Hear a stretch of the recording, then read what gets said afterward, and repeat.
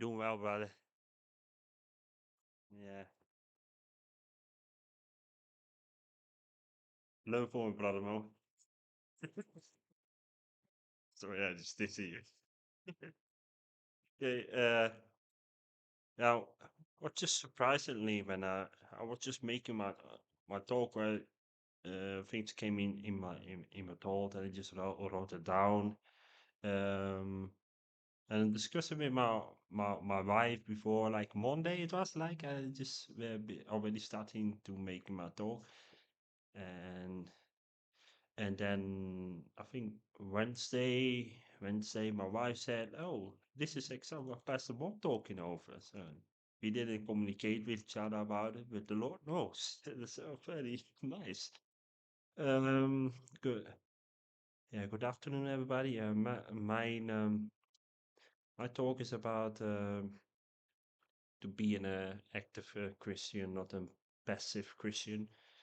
Like, yeah, we see a lot of them around us, like passive but not active. But we see also a lot of around us like it's what the downfall from a church is.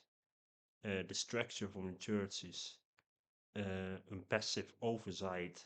Actually, this is the downfall for church. The reason why it is when they hear rumors like things go not right and somebody should take a look and should address them what Paul did. And that's why in the book of Acts you can see like the church always been encouraged and be growing because the oversight was also active. And this role, Paul was playing a role in the oversight as well in the book of Acts. And that's why it's grow the church because correction needs to be there and encouraging and in joy and in love and peace. It has to be there.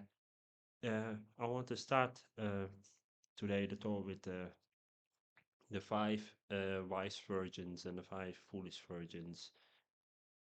Matthew 25, verse 1 till 13.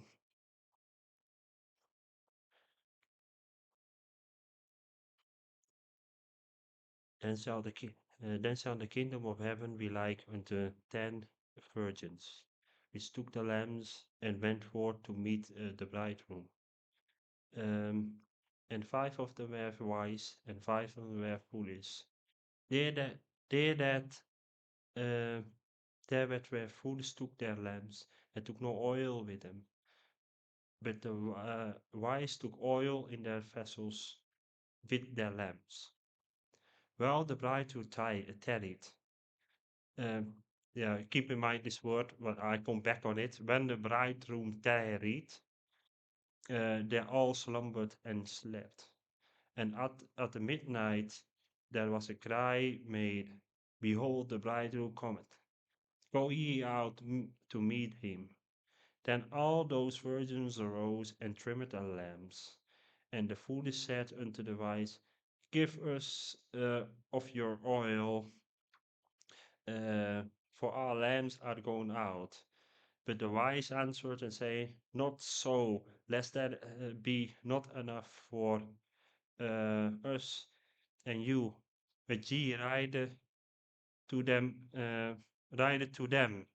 that sell and buy for yourself. And while they went to buy, the bridegroom came, and they that were ready went in with him to the marriage, and the door was shut. Afterward came also the other virgins, saying, Lord, Lord, open to us. But he answered and said, Verily, I say unto you, I know you not. And this is where all the parables in the scriptures were related on. Watch therefore, for you know neither the day nor the hour wherein the Son of Man cometh. So watch therefore, all the parables of Jesus, all the examples is being related to watch therefore. Um, all parables what you can read, it's all be related about watch therefore. So it doesn't matter what kind of parable it is, all those is being relating to that. Jesus tried to have to to give an example about daily life, what we do in the daily life, so to make it easier for us to understand. Oh well, the five foolish and five wise virgins. We can, how can we apply this to our lives? Well, when sometimes uh, something the Lord taking long when the Lord taking longer to return, and sometimes the life can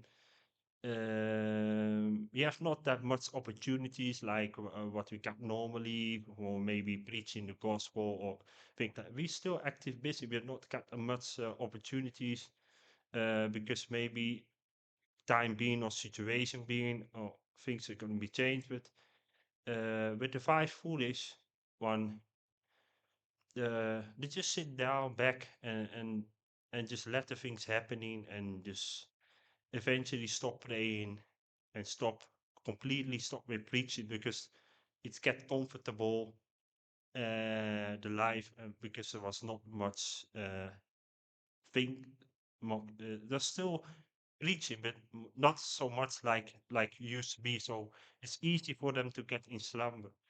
But the five wise, even the situation be there, they're still praying, they're still reading God's word, still be in fellowship.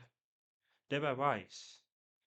But because of the current situation, they were also like what I said, we maybe fall asleep, but I got oil, so we're still praying. They're still praying, they're still reading the Bible, even the times was to falling asleep.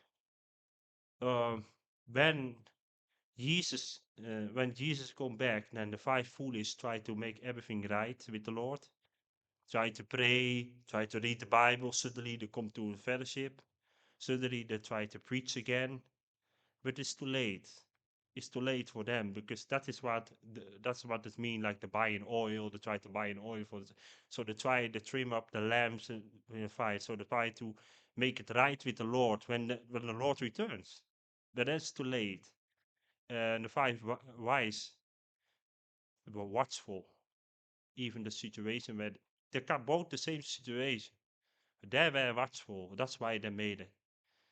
And it's easy for us to slumber, fall asleep, especially when it's not much activity, things, or maybe not much things than usual to do.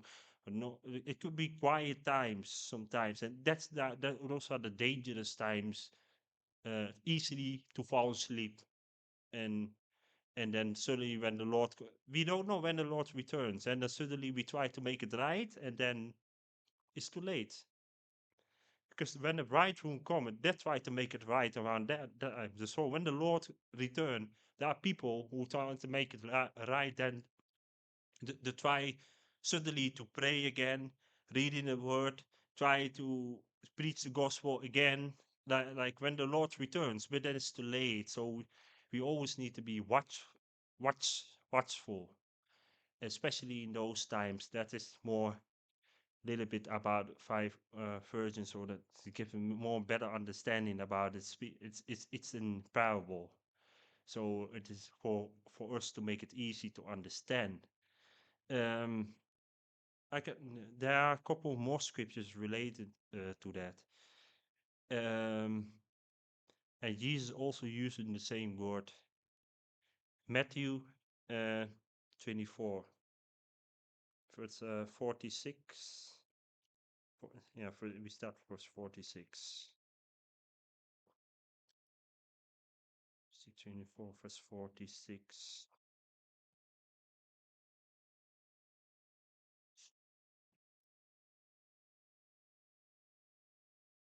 46.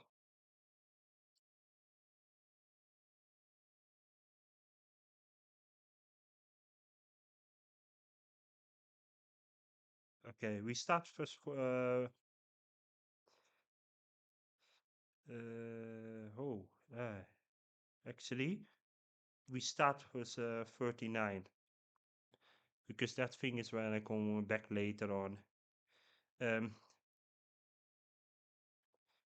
it is speaking a little bit about Noah, verse 14, 40. Then shall two be in the field, the one shall be taken, and the other left. Two women shall be grinded at the mill, the one shall be taken, the other shall be left. Why Jesus gives this example? You see, watch therefore, for ye know not what hour your Lord doth cometh. Verse 43. But know this, that if the good man of the house had known in what hour, uh, uh, good man of the house know in what watch the thief will come, he would have watched and would not have suffered his house to be broken up. This is a little bit an example about uh, us. We have to be watch out. We need to be alert. We don't know when the Lord's going to return. And the funny thing, the two men in the field and the two women on the grind, they got both the same job to do. Both the same job. They were both in the field, and the women were both busy on the grind. And the mill, the old mill when corn flour, and that is usually but the both got the same job in work related. But one is be taken and the other is left behind. But we want the one who's be taken. All people said, because the Lord said that he will call his angels to gather us. We don't want to be left behind. But the why is the one be taken and one be left behind? It's because one was be watchful and the other one not. Careless. Don't care about the time. They prioritize every other thing before the Lord. That's why they be left behind. Um, the man in the field, but this is also speaking about women. The women on the grind. So this is applied for both, for men and a man and women. It's applied for both. That's so beautiful. And, uh, so we need to keep our prayer lives in good condition. Need to keep preaching, even the times we look like easy to be fall asleep. We need to keep watch, keep an eye, and keep connecting with our brothers and sisters. That's important. So the one who's been active, they will make it. They will make it. And for the other scripture here, 1 second, and turn over the page.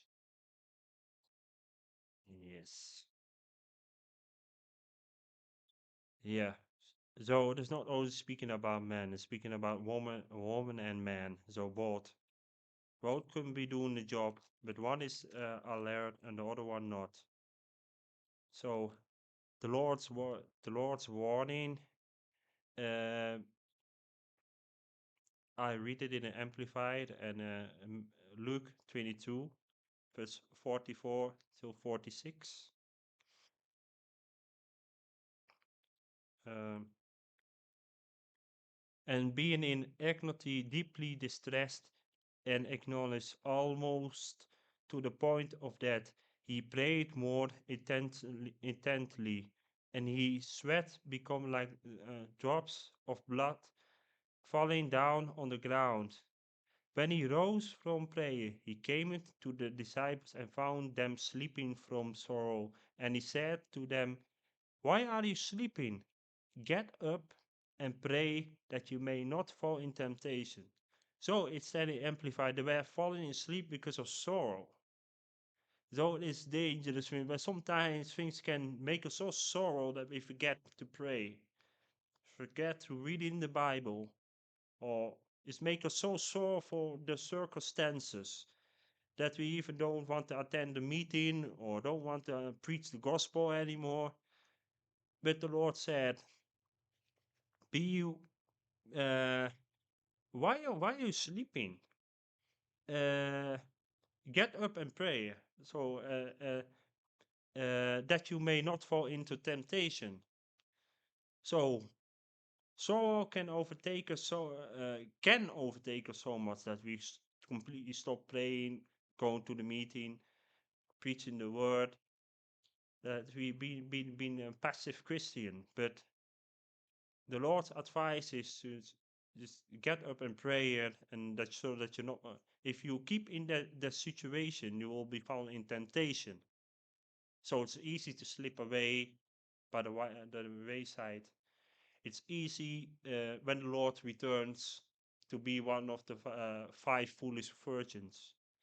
It's easy the man in the field when suddenly the Lord returns to be left behind, or the women on the grind to be left behind. It's easy. When sorrows comes, it can make us fall asleep spiritually. So we need to keep an eye that we do not fall in that trap. So better pray than to be full of worries that this will overtake us and we fall asleep. Uh, and yeah, I think it's a bit short talk. Yeah, I know. Well, the last one, what I want to end with, is Revelation 3, verse 15 till 19.